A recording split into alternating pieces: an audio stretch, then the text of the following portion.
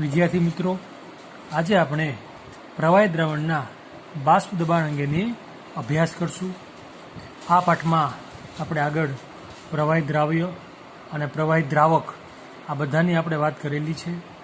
આપણે પ્રવાહી દ્રાવણના બાષ્પ દબાણ અંગેની માહિતી મેળવવા માટે આપણું દ્રાવણ પ્રવાહી છે. દ્રાવણ કેવું છે? પ્રવાહી છે. તો કે પ્રવાહી દ્રાવણ માટે દ્રાવક હંમેશા પ્રવાહી હોય તો જ તમારું દ્રાવણ પ્રવાહી બનશે, ત્યારે જ રચાય છે.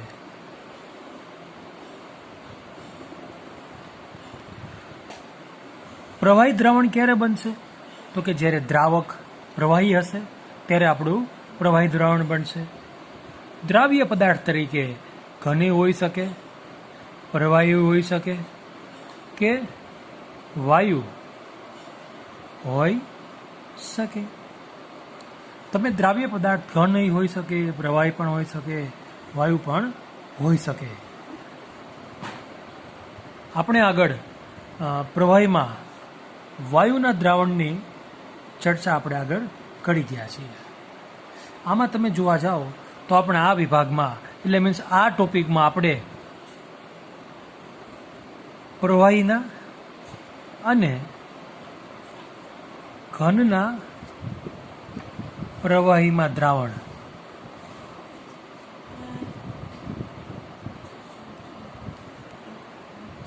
ચર્ચા કરીશું. વાયુનું તો આપણે આગળ શીખી ગયા, હેનરીનો નિયમ ને બધું. તો આપણે આ પાઠમાં ફક્ત પ્રવાહી અને ઘન આ બંને દ્રાવ્ય છે. આ બંને દ્રાવ્ય છે એની પ્રવાહી દ્રાવકમાં આપણે દ્રાવ્યતા જોવાની છે. અને દ્રાવણ કેવું બને છે? પ્રવાહી.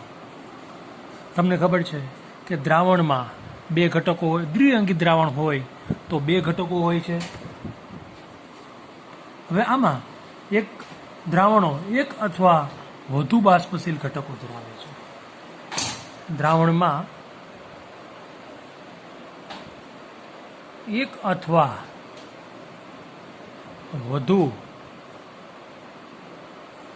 બાષ્પશીલ ઘટક ધરાવે છે.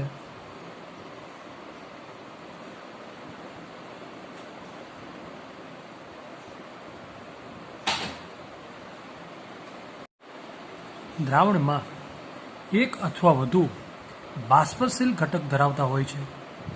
હવે એમાં તમે જોવા જાઓ તો પ્રવાહી દ્રાવક બાષ્પશીલ હોય છે. પ્રવાહી દ્રાવક બાષ્પશીલ હોય છે. તમે દ્રાવ્યની વાત કરતા હોય તો દ્રાવ્ય જે છે, તમે જે પદાર્થ અંદર ઉમેરો છો એ બાષ્પશીલ હોઈ શકે અને ન પણ હોય. એટલે આપણે અહીંયા બે વસ્તુનો અભ્યાસ કરવાનો છે કે જ્યારે દ્રાવક તો બાષ્પશીલ જ હશે, ત્યારે દ્રાવ્ય બાષ્પશીલ એક એ કન્ડિશન કે જ્યારે બે બાષ્પશીલ હોય ત્યારે, અને એક દ્રાવક બાષ્પશીલ છે અને દ્રાવ્ય અબાષ્પશીલ છે. એમ કુલ બે વિગતો આપણે આમાં ચર્ચા કરવાની છે.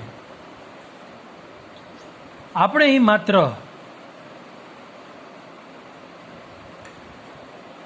દ્વિઅંગી દ્રાવણનો અભ્યાસ કરશું.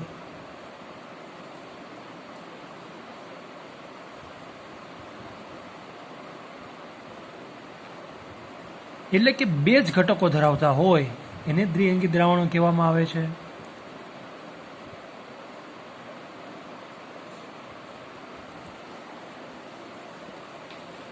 એટલે બે શક્યતા થઈ.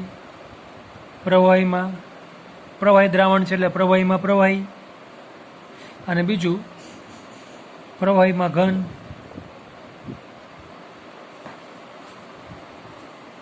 તો આપણે પેલો ટોપિક લઈએ આમાંથી કે જ્યારે દ્રાવ્ય અને દ્રાવક બંને બાષ્પશીલ હોય ત્યારની વાત કરી છે. એટલે કે રાઉલ્ટનો નિયમ. બાષ્પશીલ દ્રાવ્ય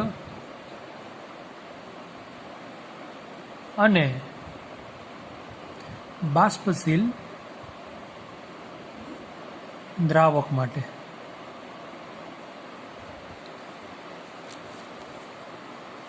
બાષ્પશીલ દ્રાવ્ય અને બાષ્પશીલ દ્રાવક માટે. એટલે કે બંને બાષ્પશીલ છે, દ્રાવ્ય બાષ્પશીલ છે અને દ્રાવક પણ બાષ્પશીલ છે. રાઉલ્ટના નિયમમાં આપણે બે ઘટકો લેવાના છે, બે બાષ્પશીલ ઘટકો. ધારો કે બે બાષ્પશીલ ઘટકો 1 અને 2 છે. કોઈ 1 અને 2 છે એમ કહી દીધું. બે ઘટક કીધા 1 અને 2. અને આ બેને આપણે ક્યાં લેવાના છે? બંધ પાત્રમાં. હવે આ ઘટક 1 છે, બાષ્પ દબાણ P1 છે.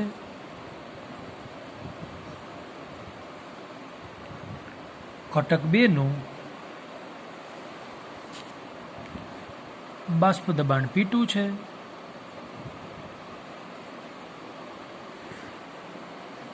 બંનેનું બાષ્પ દબાણ કેટલું થાય? P થશે.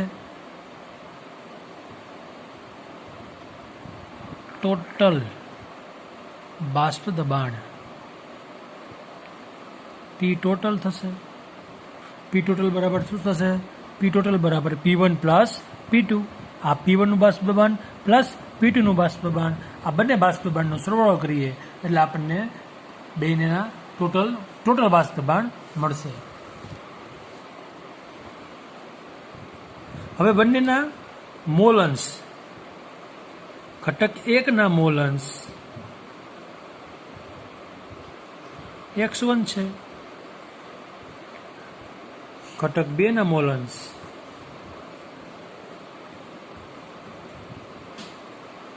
x2 છે. જો આપણે બે ઘટક લીધા, પહેલો ઘટક હતો ને 1 કીધું, બીજો ઘટક હતો 2 કીધું. પહેલાનું બાષ્પ દબાણ P1 છે, બીજાનું બાષ્પ દબાણ P2 છે. હવે બંનેનું ટોટલ બાષ્પ દબાણ કેટલું થાય છે? તો કે P ટોટલ ઘટક 1 અને ઘટક 2 ના મોલ અંશ અનુક્રમે x1 અને x2 છે. રાઉલ્ટ નામના વૈજ્ઞાનિકે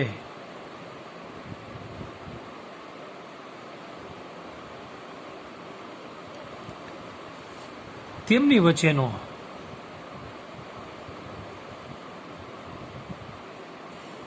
જથ્થાત્મક સંબંધ વિકસાવ્યો. એટલે આ સંબંધ રાઉલ્ટના નિયમ તરીકે ઓળખાય છે.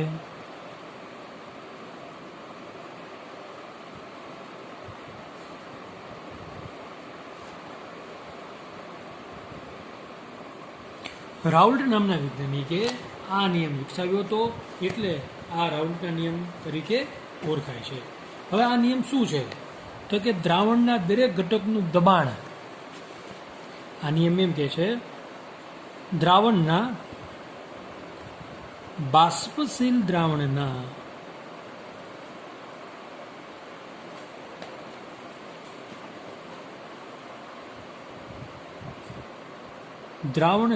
દરેક ઘટકનું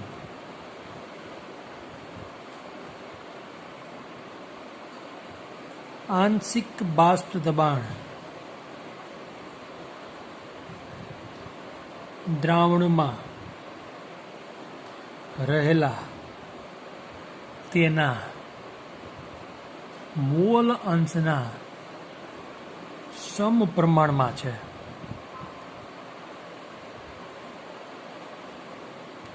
દ્રાવણના દરેક ઘટકનું આંશિક દબાણ, આપણે જો પેલો ઘટક હતો એનું P1 કીધું, બીજો ઘટક હતો એનું P2 કીધું, બરોબર છે? તો એનું એ આંશિક દબાણ એ કોના જેટલું હોય છે? તો કે તેના મોલ અંશના સમપ્રમાણમાં છે. તો ઘટક 1 માટે શું થશે? એનું દબાણ P1 એના મોલ અંશના સમપ્રમાણમાં છે. P1 proportional to x1. Proportional કાઢવું છે તો આપણે અચળાંક મૂકવો પડશે. ધારો કે અચળાંક P10 મૂક્યો આપણે, P10 ઇન્ટુ x1, જ્યાં P10 જે છે એ શુદ્ધ ઘટકનું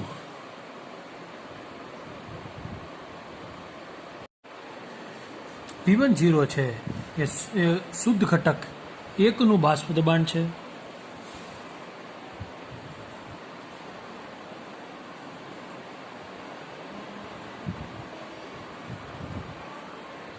એ જ રીતે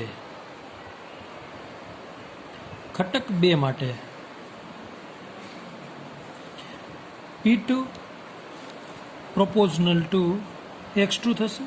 એનું બાષ્પ દબાણ એના મોલન્સના સમપ્રમાણમાં થશે.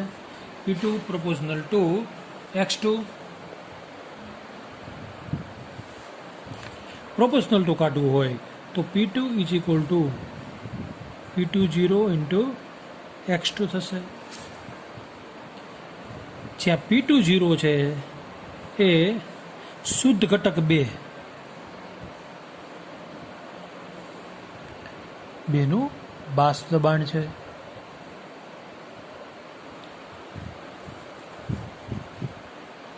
ઘટક 1નું બાષ્પ દબાણ આવી ગયું, ઘટક 2 નું બાષ્પ દબાણ આવી ગયું. બરોબર. હવે ઘટક 1નું આ બાષ્પ દબાણની વાત કરી P1, એને સમીકરણ 1 આપી દો, આને સમીકરણ 2 કહી દો. હવે ડાલ્ટનના આંશિક દબાણના નિયમ મુજબ કે દ્રાવણનું કુલ બાષ્પ દબાણ એ જેટલા ઘટકો અંદર દ્રાવણમાં છે તેના સરવાળા જેટલો થાય છે, બાષ્પ દબાણના સરવાળા જેટલો થાય છે. તો ડાલ્ટનના આંશિક દબાણના નિયમ અનુસાર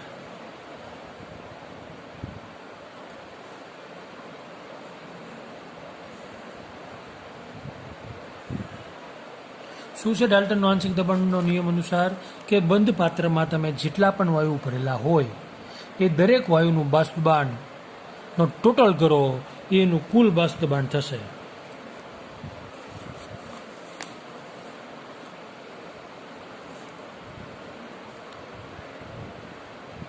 પાત્રમાંના દ્રાવણ કલાનું કુલ દબાણ P ટોટલ બંને ઘટકોના બાષ્પ દબાણના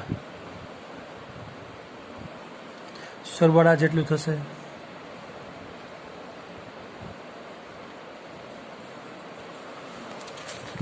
બંનેના બાષ્પ દબાણનો એટલે P બરાબર શું થશે? કુલ દબાણ P ટોટલ બરાબર P1 નું બાષ્પ દબાણ પ્લસ P2 નું બાષ્પ દબાણ. P1 નું બાષ્પ દબાણ ખબર છે, P1 બરાબર P10 ઇન્ટુ X1, P2 બરાબર P20 ઇન્ટુ X2. આવું થાય. બરોબર છે. P1 અને P2 ની કિંમત મૂકતા સમીકરણ 1 અને 2 ની કિંમત મૂકતા હવે ખ્યાલ છે કે મોલ અંશનો કુલ સરવાળો 1 થાય છે. દ્રાવણમાં ઘટકોના કુલ મોલ અંશનો સરવાળો 1 થાય છે. માટે X1 પ્લસ X2 બરાબર 1. આપણી પાસે 2 ઘટક છે એટલે X1 plus X2 is equal to 1. આપણી પાસે જો 5 ઘટકો હોત તો X1 plus X2 plus X3 plus X4 plus X5 is equal to 1. કેમ કે મોલ અંશનો કુલ સરવાળો હંમેશા 1 થાય છે. તો X1 બરાબર શું લખી શકાય? X2 આ સાઈડ જાય, 1 માઇનસ X2. આને સમીકરણ, આ સમીકરણ હતું એ 3 કહી દો, આને સમીકરણ 4 કહી દો. X1 ની કિંમત સમીકરણ 3 માં મૂકતા X1 ની કિંમત અહીંયા મૂકી દેવાની એટલે P ટોટલ બરાબર P10 X1 ની બદલે આ કિંમત મૂકી દો 1 minus X2 plus P20 into X2. છૂટું પાડી દો. P10 વત્તા ઓછા ઓછા P10 into X2 plus P20 X2.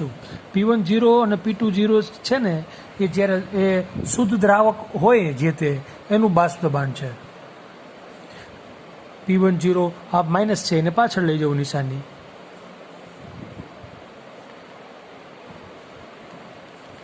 Transfer કર્યું મેં. P10 પ્લસ આ બેમાં જો કોમન શું છે તો કે x2 કોમન કાઢું તો શું વધે અંદર P2 minus P10. x2 common કાઢવું એટલે P2 માઇનસ P10 કોના બરાબર આવ્યું P ટોટલ બરાબર આવ્યું. એટલે P ટોટલ બરાબર P10 plus P2 minus P1.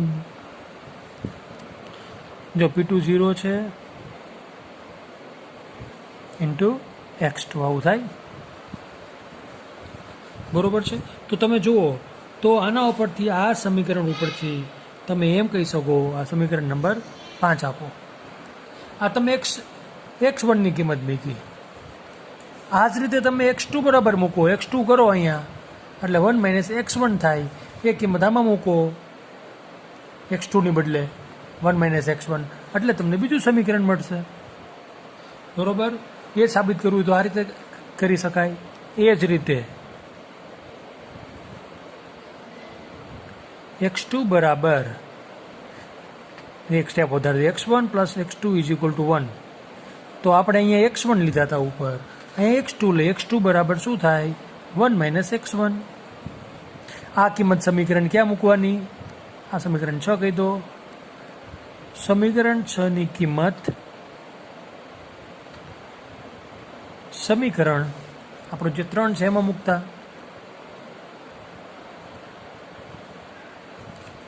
શું થશે તો કે P ટોટલ બરાબર P10 into x1 plus P20 into x2. P10 into x1 plus P20 x2ની કિંમત મૂકો 1 માઇનસ x1, કૌંસ છોડી દો. P10 into x1 plus P20 વત્તા ઓછા ઓછા P20 into x1.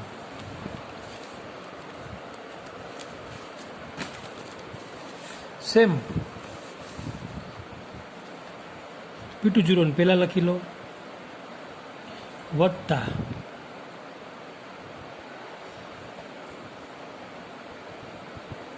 P10 x1 ઓછા P20 x1. આમાં x1 કોમન નીકળ્યા છે તો x1 કોમન કાઢી લો.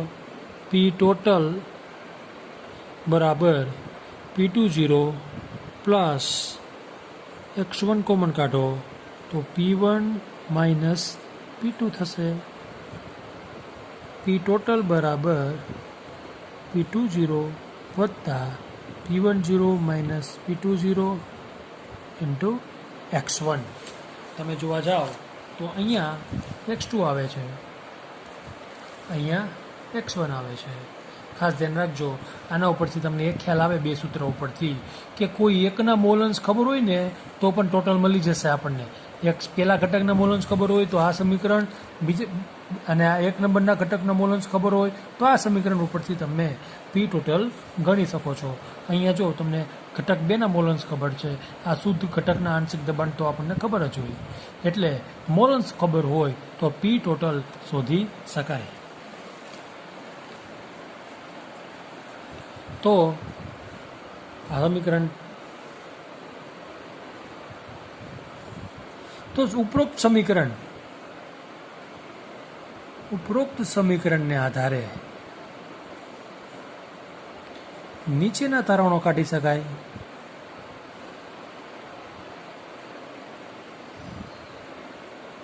શું તારણ કાઢી શકાય કે કુલ બાષ્પ દબાણ કોઈ એક ઘટકના મોલન્સ ઉપર આધાર રાખે છે. જો આનો મોલન્સ, આ પેલા ઘટકના મોલન્સ ખબર હોય તો એ ટોટલ મળી જશે, બીજા ઘટકના મોલન્સ ખબર હોય તો પણ ટોટલ મળી જશે. એટલે કે દ્રાવણ પરનું કુલ બાષ્પ દબાણ ગમે તે એક ઘટકના મોલન્સ સાથે સંબંધિત છે. દ્રાવણનું કુલ બાષ્પ દબાણ ગમે તે એક ઘટકના મોલ અંશ ઉપર આધાર રાખે. જો અહીં x1 ઉપર આધાર રાખ્યો, અહીં x2 ઉપર આધાર રાખ્યો. બીજું, દ્રાવણ પરનું કુલ બાષ્પ દબાણ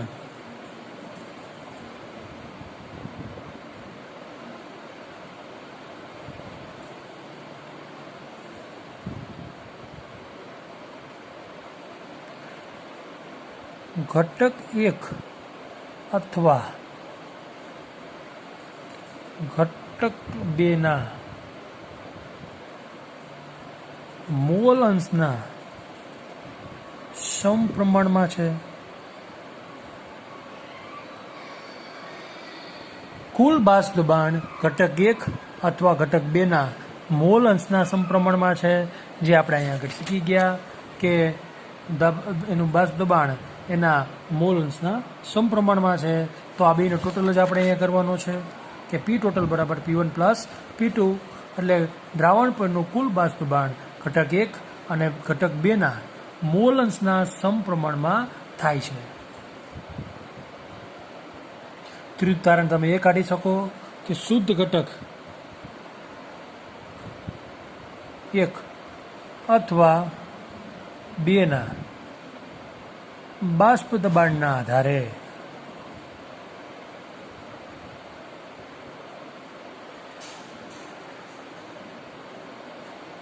દ્રાવણ પરના કુલ બાષ્પ દબાણમાં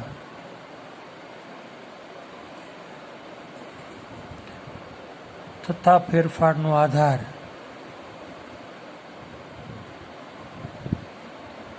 શુદ્ધ ઘટક A અથવા B ના મોલ અંશના ફેરફાર પર છે. એટલે તમે આ એક સમીકરણને ટાર્ગેટ બનાવો એટલે તમને બધા જ જવાબ મળી જશે કે કોઈ એક ઘટકનો મોલ અંશ ખબર હોય તો પણ આપણે બાષ્પ દબાણ શોધી શકીએ છીએ. દ્રાવણ પરનું કુલ બાષ્પ દબાણ અને પી ટોટલ 1, જો 1 ની વાત કરતા હોય 1, 2 ની વાત કરતા હોય તો 2, એના મોલ અંશના સમપ્રમાણમાં હોય છે. ઘટક 1 અથવા 2 ના બાષ્પ દબાણને આધારે દ્રાવણ પરના કુલ બાષ્પ દબાણમાં થતો ફેરફારનો આધાર એ અને 2 ના મોલ અંશના ફેરફાર ઉપર રહેલો છે. કુલ બાષ્પ દબાણમાં જે ફેરફાર થાય એ ઘટક 1 અને અહીંયા આ સમીકરણ લેતા હોય તો ઘટક 2. જો ઘટક 1 અને 2 અહીંયા બધામાં ઉપયોગ તો થાય જ છે. ઘટક 1 અને ઘટક 2 એના મોલ અંશના ફેરફાર પર પણ થાય છે. બરોબર છે. હવે આપણે ગ્રાફ દોરીએ તો દ્રાવણ માટે P1 અથવા P2 નો કોની સામે ગ્રાફ દોરવાનો છે તો કે મોલ અંશ x1 અને x2 વિરુદ્ધ આલેખ દોરતા કેવો આલેખ મળે છે એની વાત કરવાની છે.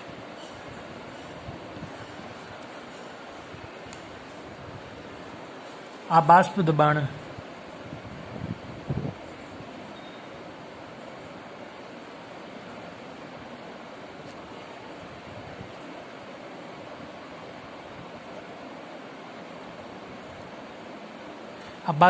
છે. એનો આલેખ કોની સામે દોરવાનો છે તો કે મોલ અંશ સામે.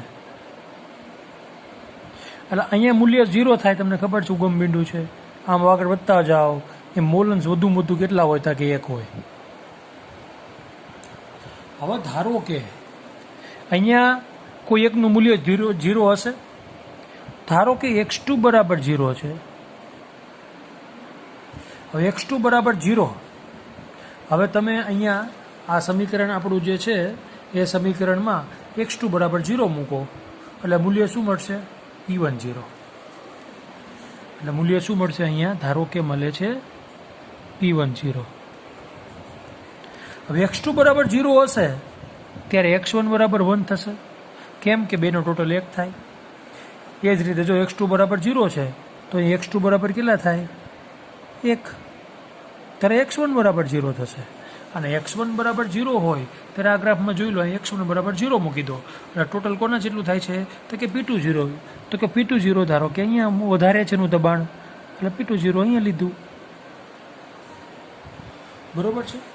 તમને ખબર છે કે મોલ અંશ જેમ ઘટતા જશે એમ એનું બાષ્પ દબાણ ઘટતું જાય. તો આ P1ના મોલ અંશ 1 હતા એ ઘટતા જાય છે એટલે એનો ગ્રાફ આ રીતે આમ નીચે આવતો જાય છે. આ P1 માટેની વાત કરી હતી. અને x2 બરાબર 0 છે, એના મોલ અંશ તમે આમ ધીમે ધીમે આગળ વધતા જાઓ એમ એના મોલ અંશ વધતા જાય છે અને અહીંયા એના મોલ અંશ 1 થઈ જાય છે. તો અહીંયા આપણે જોવા જઈએ તો એનો ગ્રાફ આ રીતે આગળ ઉપર જશે, કેમ કે એનો મોલ અંશ વધતા જાય છે તો ગ્રાફ ઉપર જાય, મોલ અંશ ઘટતા જાય તો દબાણ ઘટતું જાય. અને P1 અને P2 કુલ આનું બાષ્પ દબાણ આપણું કોના જેટલું છે તો કે બાષ્પ દબાણ P ટોટલ બરાબર P1 વત્તા P2, P1 વત્તા P2 જેટલું થાય. જો ગ્રાફ ઉપરથી તમને ખબર પડી જશે કે P2 જે છે એનું બાષ્પ દબાણ વધારે છે, P2 નું બાષ્પ દબાણ વધારે છે. તો આલેખ પરથી જોઈ શકાય છે કે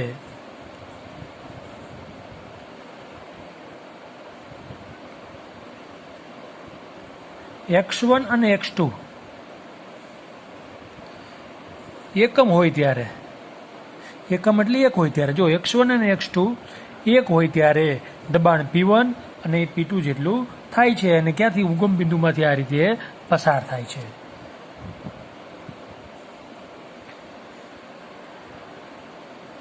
P1 0 અને P2 0 બિંદુમાંથી પસાર થતી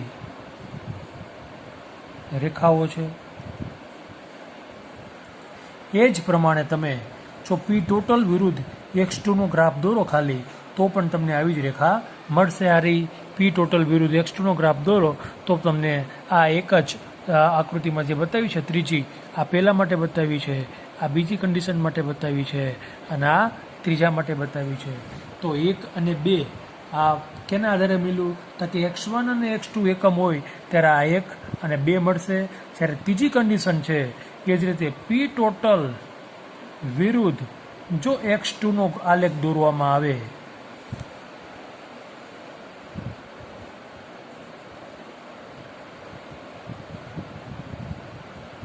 તો પણ રેખીય જ મળે છે. તમે જોઈ શકો છો P1 નું મૂલ્ય ઓછું ધાર્યું છે આપણે, P2 નું મૂલ્ય વધારે છે એમ ધારી લીધું છે આપણે. એટલે P ટોટલમાં P1 0 નું મૂલ્ય ન્યૂનતમ મૂલ્ય દર્શાવે છે, જ્યારે P2 0 નું મૂલ્ય મહત્તમ દર્શાવે છે. P2 નું મૂલ્ય મહત્તમ છે એનો મતલબ એમ થયો કે P1 0 કરતાં P2 0 નું બાષ્પ દબાણ વધારે છે. આના પરથી એમ કહી શકાય કે ઘટક 1 કરતાં ઘટક 2 નું બાષ્પ દબાણ વધારે હોવાથી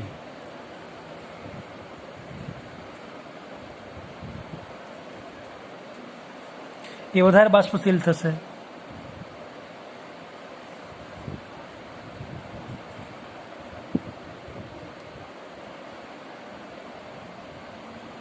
અથવા બીજા શબ્દમાં તમારે કેવું હોય તો ઘટક 1 કરતાં ઘટક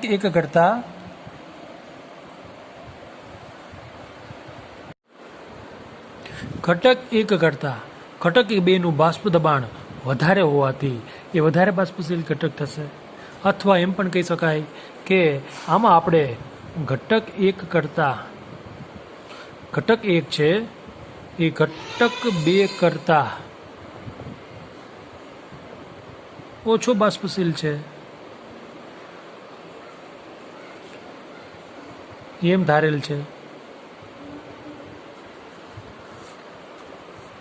હવે ઓવરઓલ આપણે બધા માટે લખવું હોય તો ધારો કે બાષ્પ દબાણ ધારો કે y1 અને y2 એ ઘટક 1 અને ઘટક 2ના શું છે? મોલ અંશ છે.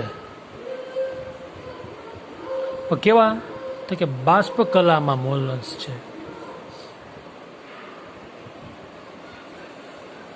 તો ડાયરેક્ટ જો y1 y2 એ પછી ડાયરેક્ટ લખી શકો તમે રાઉલ્ટના નિયમના આધારે. તો અને ડાલ્ટનનો નિયમનો ઉપયોગ કરીને પણ કરી શકાય. તો ડાલ્ટનના આંશિક દબાણના નિયમને આધારે